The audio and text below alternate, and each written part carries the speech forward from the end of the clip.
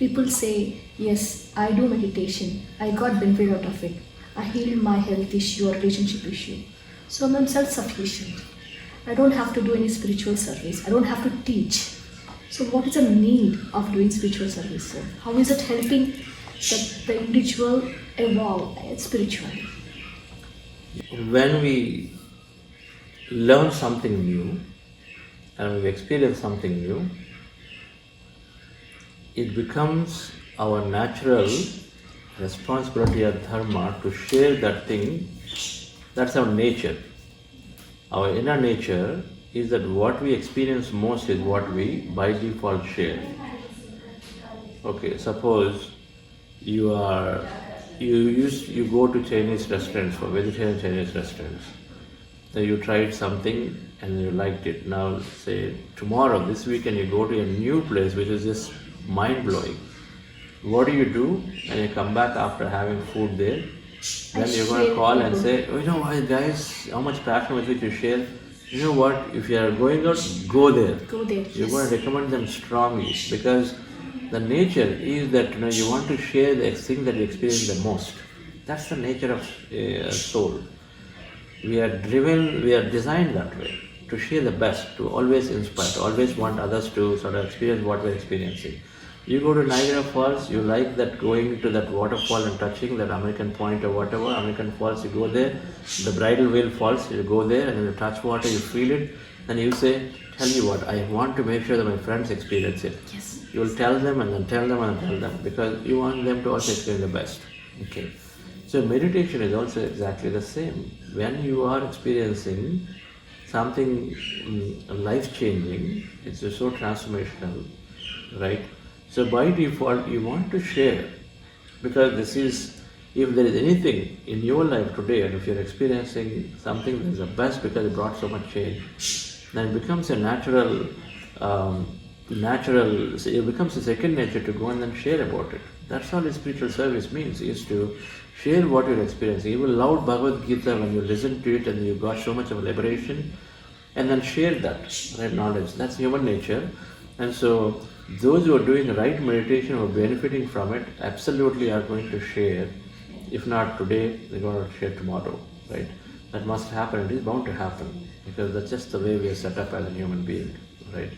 Sharing the best we experience. So now they may not realize now. Yes, sir. They may not realize now.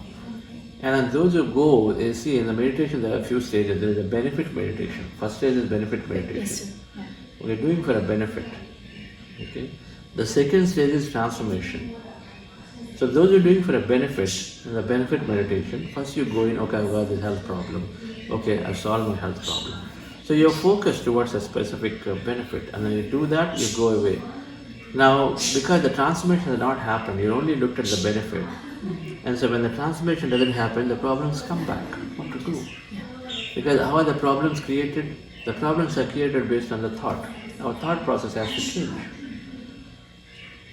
If I learn and say, if you do a lot of meditation, 2 hours meditation every day, your health will come. Yes, people come and then do 2 hours meditation, 45 minutes meditation, 1 hour meditation.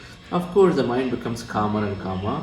As the mind becomes calmer, a lot of illnesses start of disappearing initially. Of course, it's going to happen, right? But is your thought process changed? No. If the thought process hasn't changed, some of whatever that we've been experiencing will slowly come back, or some of the larger problems in life will not get resolved, so the thought process hasn't changed, right?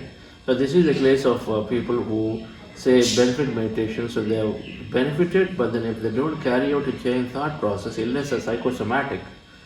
Challenges are based on your thought, and so then they don't disappear because thought process doesn't change, and then so they seem to come back, right? Initially a lot of excitement is there, you're also thinking miraculously, and so then things have changed, but your thought process does not sustain until you transform. And so then you're generally not finding that your life has really changed, taken a turn, or you find that problems continue to exist even though many years you're meditating, because fundamentally you're not changing the thought process. Yeah. So that needs to change. So people who go into that shift, where from benefit they become transformed mind, right? The transformed mind, then you have a fundamental shift the way you think about yourself, and so automatically then your life is no longer same. This is where we hear that I'm happy for no reason. Yes. This way here, I no longer feel like I want to just do that to that person. So all of this have total transformation happen. This way you feel, you say, okay, I can do it. There's never I cannot do it anymore, because you fundamentally feel you are empowered from inside. So this transformation must happen. And the transformation happens, Divya ji, so automatically people are got to give, because the fragrance has to go out. Okay. So the stage 1 to stage 2, people have to take time, they will take time. Okay, which is linked to so many aspects, including environment, which is fundamentally from a karmic perspective. I don't know what they have to experience it.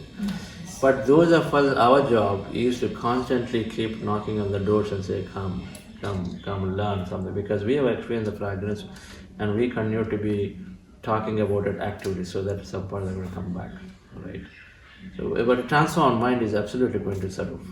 It cannot be not serve. If somebody is not serving, that means they're not there to fully experience the benefit of it. So you have to see it. Okay. Yes, sir. Thank you so much. I see all pyramid masters have come from that stage, like a benefiting stage, to the service stage now. I think that's going to happen soon in this world. It's it is different levels of evolution, Yes. right? Yeah. So there are many people in the benefit stage, and then benefit where it doesn't seem to be fully giving the way they thought benefit, because they're not transforming, changing the thought process. And so they will sooner or later recognize it. I might solve my health problem, a business problem, or I get my promotion and say, okay, great, everything is going great, so I go off, and then I start living life the way I was living before. And so then, of course, suddenly then again the challenge come back, because thoughts have not changed. And so then you look at it and say, what is different? Why is Divya ji is doing great, and then why am I coming back to these old problems? At some point they're going to take on it and then come to it. And then there they're going to do a real transformation. They're going to stick to it. Post that, of course, then they recognize that, okay, now even if they don't want to, it'll start, they have to give, because it's transformed. So the only thing you can give is friendship. The only thing you can give is unlimited thinking. All that is what you give by default. It's bound to happen. Okay. We're patiently waiting, we patiently continue to give what we have. Yes, sir. Okay. Now, why is service important? Because the nature of us is to give what we experience most. Many a times we still have this misconception that if I go into it, maybe I'll get sucked into it too much, and so then I might lose. A lot of people are a little worried about that aspect. Yes, sir. Yes, right? I observed that. If I come into meditation, I'll give up eating my great food, because the misconception is that, okay, meditation means I'll have to give up all the worldly pleasures, right? Everything is misconception. So even though people benefit, you see the whole belief system that we are conditioned to, which is taken lifetimes, will also take lifetimes to decondition. So while I've crossed many, but some belief system I can't cross. Yes, yes. Right. One of those belief systems is that if I go a little bit far, and then if I donate, if I give time, maybe I just get pulled away into it. So that means I'll just go there. That's what typically holds them back. Okay, they're just worried that they'll get dragged into it, because they've just not fully understood the process, that meditation only liberates and then gives them a lot more deeper joy. Okay, so with a gentle, that's why we are asking people to constantly be in company of other masters, so that you can cross your limiting beliefs sooner. And as you cross your limiting beliefs, then of course you can come into the right thing to do, which is following your dharma, is to share what you experience most. Yes, sir. Yeah.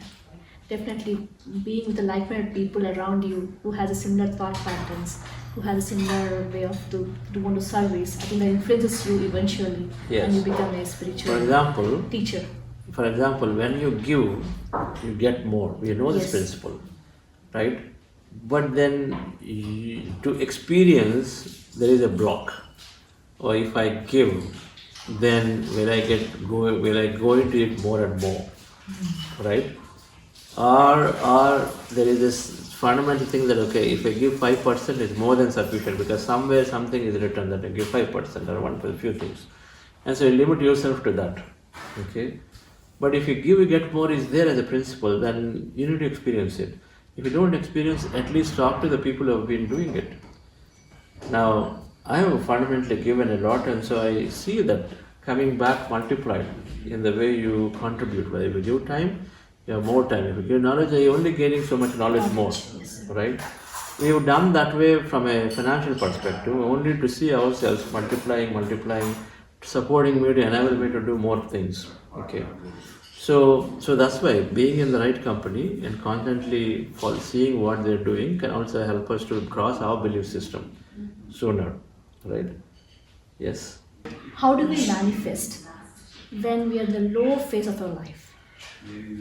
Whether it may be financial crisis or health crisis. How do we get tune ourselves to the manifestation energies? Yes. See, first of all, you have to understand that manifestation can happen when you are in coherence with the field. Coherence means you are in tune with the frequency of the field. Okay. When you are in low vibration, you are not in. So let me explain. So a group of you going to an expedition of Mount Shasta, and then 5 of you are saying that, yes, let's go to the mountain base and meditate. One is saying, no, let's go to this lake. Now, if you shoot that person, because that person is disagreeing, of course, as a group, I'm saying, no, let's all go here. Now, this person is not happy. One time, no. Second time, we'll put another proposal. They are also been short off, suppose. So now you are not happy because you're resisting with the group. Now, this group is together want to go somewhere, and you're saying something else, and they're not necessarily agreeing. So then, what is your state? Your state is one of low vibration because you're not happy about it. They are not agreeing to what you want, right? And so you're also not able to get to agree to what they want, right? So then you're out of coherence. It's called out of coherence. Now, when you are low, now will you have good experience during the trip? You will not have good experience in the trip because now whatever that you're saying, this group is not because you're not in tune with the group, Yes. right? You are in low vibration. In a low vibration, now next time you try to do something, first of all, you can't even get a better thought because you're not happy, you're low, you're disconnected from it. Okay. So it's called out of sync, out of tune. So what is the way to come up to a high vibration? You come up to high vibration is first you have to disengage from the past. Now this person, out of the 5-day trip, one day they didn't honor what he wanted and so he's down. Next day if you want to come up and then do, first you have to forget the past. Otherwise you'll come and then say, oh, these guys didn't agree for me yesterday, 3 things, even now also they won't agree, I won't ask, and then so you are thinking of the past and then you continue to be in the low emotion. Right? As a result, you don't have energy to even to ask. Right? It's called belief formation. Yes. So the first thing that is important is to disengage from the past. And so that's why manifestation, it works great when you meditate. So meditation helps you to disengage from the past. Deeper challenges, you gotta do more meditation. Alright? More meditation will help settle the mind down so significantly and slowly resolve the belief system. Right? So that foundation is essential. Manifesting as a technique is great. Out of low vibration, I can't be visualizing. If I'm fighting with somebody, I can't visualize for greater things with the same body. Right? In a group, I have differences with you. If that gentleman who is there part of the 6 people group, if they have differences, then they can't be visualizing together that I am all doing great stuff because on some side the difference is there. You want to first drop the difference. Meditation is that thing. Meditation helps us to drop the past. Meditation helps us to look deep with respect to any of these past memories, which are called beliefs, that all have to be dissolved. As they dissolve, then you start becoming, you forget the past, so when you approach, the difference is not there anymore, the burden is not there anymore, you are freely able to ask and put what you want.